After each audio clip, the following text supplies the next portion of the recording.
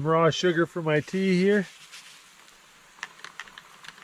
I'm a little bit cold, tired, and thirsty, and this tea just hits the spot. Tastes even better when you drink it out of a cow horn mug you made yourself. Add just a little pinch of flour. Oh, that stew smells amazing. Looks perfect. You can smell the chives and the onions and the bacon fat. Oh, it's so hot.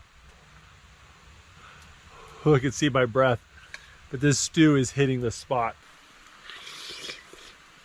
All right, I got some seasoned pork ribs wrapped up in tinfoil here. I'm gonna pull that fire apart, throw some coals on top, throw some coals underneath. It's gonna be delicious.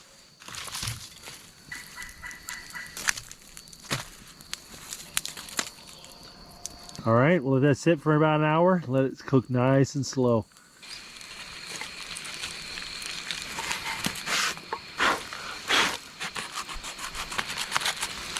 Ooh, that doesn't look bad at all, does that? All falling apart. Yeah, I think we nailed it.